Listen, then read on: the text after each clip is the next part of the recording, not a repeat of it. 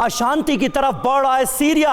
असद समर्थकों और सीरिया की सत्ता में बैठी एचटीएस के लड़ाकों में जंग शुरू हो गई है। सीरिया के लटाकिया में दोनों गुटों में भीषण जंग शुरू हो गई है। ये देखिए तस्वीरें, सीरिया के लटाकिया इलाके की ये तस्वीरें हैं जहां पर एचटीएस के लड़ाके और बशर अल असद के समर्थक आमने सामने आ गए हैं। आमने सामने की जंग की ये सुपर एक्सक्लूसिव तस्वीरें इस वक्त TV9 भारतवर्ष आपको दिखा रहा है। शुरुआती जानकारी के मुताबिक तकरीबन 100 लोग यहां मारे गए हैं। 100 लोगों की मौत की खबर आ रही है और कहा तो यह जा रहा है कि जंग अभी शुरू ही हुई है। आमने सामने की गोलीबारी की ये एक्सक्लूसिव तस्वीरें इस वक्त आपके सामने हैं सीरिया से, जहां एक बार फिर जंगी ज्वाला भड़क गई। और वहीं असद समर्थकों ने एचटीएस लड़ाकों के घरों को घेरा है। घरों को घेरकर गोलीबारी की गई है। असद समर्थकों ने भी बरसाई हैं गोलियां। भीषण हमले से पूरा इलाका दहल उठा।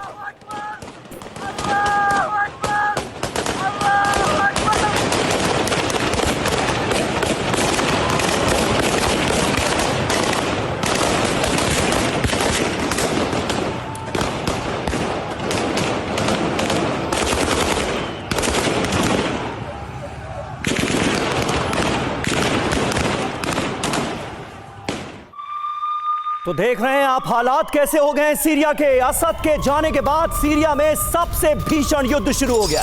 रात को अचानक असद की सेना ने धावा बोला। असद के सपोर्टर सड़कों पर आ गए। एयरबेस पर कब्जे को लेकर यह जंग शुरू हुई। लटाकिया के एयरबेस पर रूस का नियंत्रण है। दोनों गुटों के बीच आमने सामने की लड़ाई कैसे चल रही है ये आप देखिए। और देखिए एक और बड़ी खबर आ रही है लताकिया के साथ साथ अलेप्पो में भी झड़प हुई है। असद समर्थक भारी हथियारों से लैस। हमले में रॉकेट लॉन्चर का भी इस्तेमाल किया गया। एचटीएस गुट को भारी नुकसान पहुंचा है इस हमले में।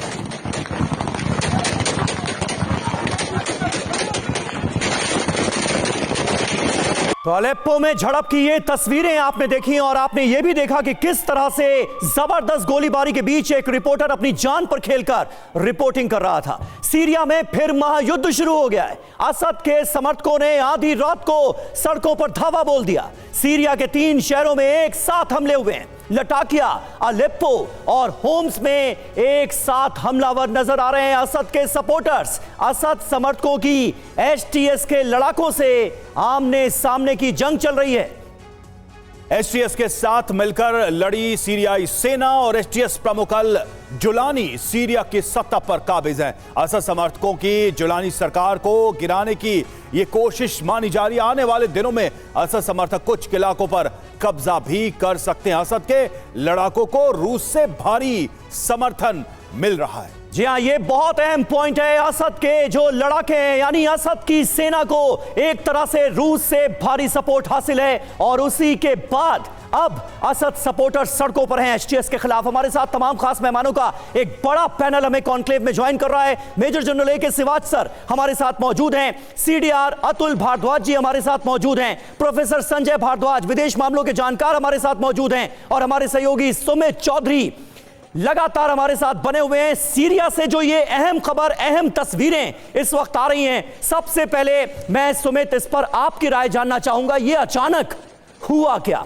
रूस के सपोर्ट से अचानक ये जो असद सपोर्टर्स हैं वो सड़कों पर आए हैं और उस एचटीएस से कर रहे हैं मुकाबला जो इस वक्त सत्ता पर काबिज है। ये ऐसे ही तो नहीं हुआ होगा। देखिए, टॉर्टस और लताकिया वो है जो लगातार असद का एक बड़ा गढ़ माना जाता है। इस लगातार इन इलाकों के अंदर उनकी अच्छी पैठ। अगर आपको बताऊं कि पिछले 2-4 दिनों के अंदर एक सबसे मैसिव चेंज जो वो ये हुआ कि डिफेंस मिनिस्टर इजराइल के रशिया पहुंचे थे। उन्होंने आग्रह किया था कि आप सीरिया में बने रहे क्योंकि वहां की सिक्योरिटी के लिए बहुत जरूरी है। और यही वजह है कि अब माना जा रहा है कि एक बार फिर से नए ऑपरेशन इन 2 प्रोविंसेस में चल रहे हैं। खासतौर पर जो सदर्न इलाका है सीरिया का वो इजराइल अपने हाथ में रखना चाहता है, लेकिन जो ऊपरी इलाका है जो नॉर्थ ईस्ट और नॉर्थ वेस्ट का इलाका है इसमें टर्की की बहुत ज्यादा मौजूदगी है। और वहीं पर अब ये लड़ाके जो हैं उनको रिवेलियंस को लगातार अटैक कर रहे हैं और कोशिश कर रहे हैं कि इस दोनों इलाकों को, दोनों प्रोविंसेस को अपने हाथ में रख सके। और मैं आपको ये भी बता दूं समीर कि इस इलाके में अभी भी मैसिव फायर फाइट चल रहा है और खास बात यह भी कि अब इजराइल भी चाहता है कि इन इलाकों में